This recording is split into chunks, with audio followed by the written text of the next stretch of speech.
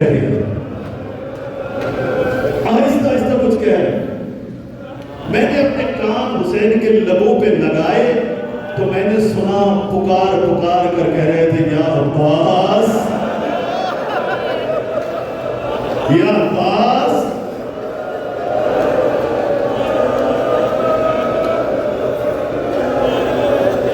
حضرت اللہ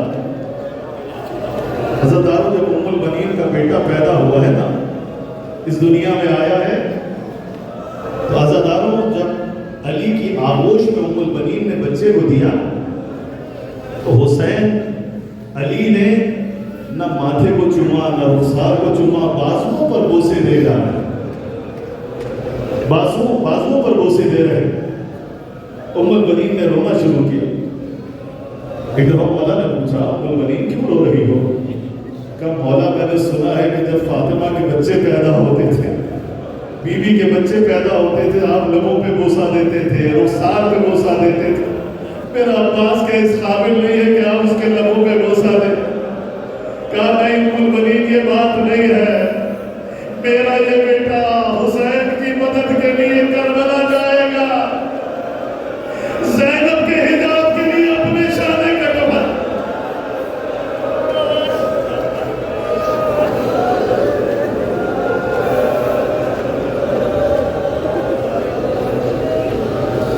حضرتاروں علامہ بحر العلوم کہتے ہیں، کوئی شخص آیا میرے پاس، کسی نے سوال کیا علامہ بحر العلوم سے،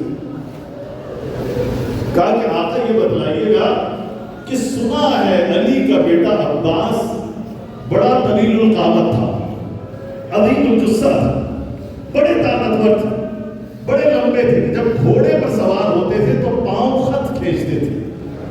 کہا ایسا ہی ہے؟ کہا ایسا ہی ہے۔ کہا کہ آقا لیکن ہم نے تعویذ قبر دیکھا ہے، بہت ننھا سا ہے،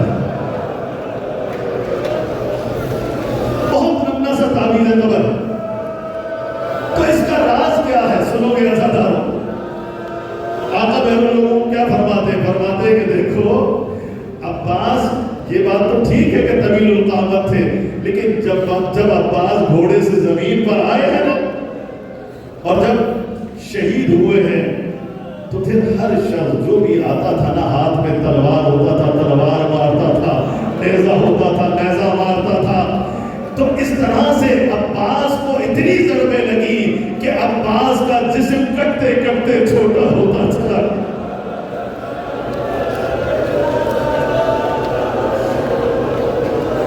عزادارو نہر فرات سے عباس کا لاشا کیوں نہ آ سکا؟ حسین اٹھاتے تو کیسے اٹھاتے؟ خدا کی زحمت تمام عباس آئے، کہا مولا میرا سینہ تک ہو گیا ہے، اب مجھے بھی لڑنے کی اجازت دے دیجئے۔ عزاداروں حسین نے کہا عباس تم تو میرے زور قمر ہو، عباس تمہیں کیسے اجازت دے سکتا ہو؟ عزاداروں بس ایک بچی دوڑی دوڑی آئی، آ کر کہا ابو جان کیا آپ ہمارے لیے پانی نہیں لا سکتے؟ ہمارے لیے پانی نہیں لا سکتے؟ عزاداروں بس ایک دفعہ عباس نے اس بچی سے کہا بچی میں تمہارے لیے پانی لا سکتا ہوں، اپنے بابا سے اجازت دلوا دو۔ عزاداروں اجازت ملی، سکینہ کے وسیلے سے عباس کو اجازت ملی، لیکن جب عباس جانے لگے نا، ایک دفعہ حسین نے سکینہ سے کہا سکینہ آج تو تم نے چچا کی اجازت لے لی ہے، لیکن کل جب شمر تماچے مارے گا تجھے چچا عباس بڑے ہاتھ۔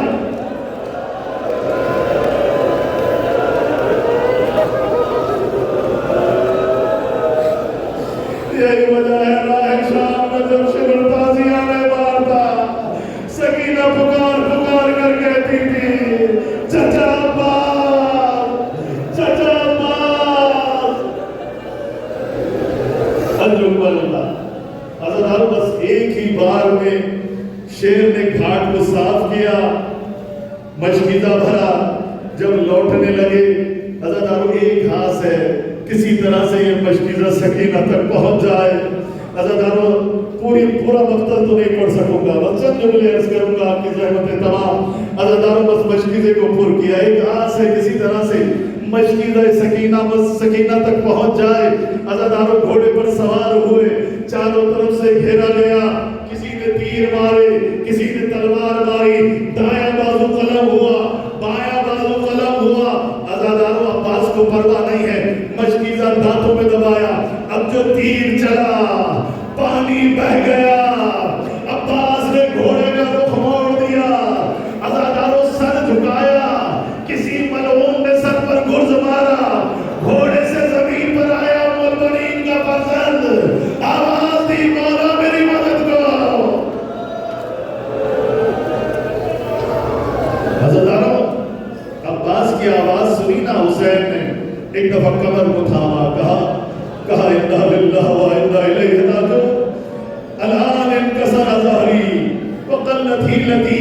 अज़ादारों बस हुसैन जब अब्बास के लाशे पर पहुंचे, देखा शेर एड़ियां रगड़ रहा है, शेर एड़ियां रगड़ रहा है। अज़ादारों बस एक दफा अब्बास का सर अपने जानों पे रखा, अब्बास ने ज़मीन करबला पे रखा, फिर उठाकर हुसैन ने अब्बास का सर अपने जानों पे रखा, फिर अब्बास ने ज़मीन करबला पे रखा। अज़ादारों जब तीसरी दफा तकरार हुआ ना, एक दफा हुसैन ने कहा, अब्बास क्या भाई से नाराज हो, क्या भाई से नाराज हो? कहा नहीं भैया ऐसी बात नहीं है, मैं कैसे नाराज हो सकता हूँ, मैं ये सोचता हूँ कि अभी मेरा सर आपके जानू पर है, जब फर्जंद रसूल घोड़े से जमीन पर आएगा, हुसैन का सर किसके जानू पर होगा? मैं कहूँगा अब्बास, एक दुखियारी माँ दामन फैला कर गएगी, आ हुसैन आ, मैंने तुझे चकिया पीस कर पाला था। हुसैन ने अब्बास को फुरात के किनारे छोड़ा, अलम उठाया, खैमे की तरफ चले। अम्मा फिजा ने अलम आते देखा, सकीना को पुकार कर कहा, तेरा चचा